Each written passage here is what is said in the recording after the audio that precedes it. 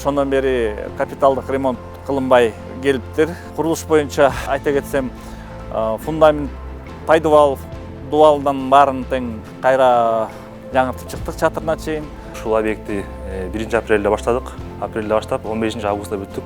Кандай уруш болбосун сапаттын 1 орунун коебуз. Толук сапатка биз жооп берет деп айта алабыз.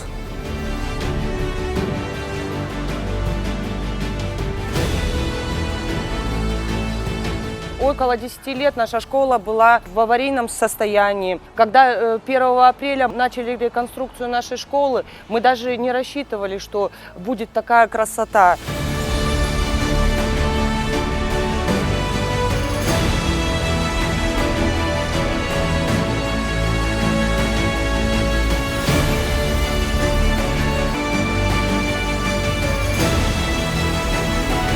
Родительская общественность, ученики очень рады, потому что мы получили после реконструкции обновленную школу.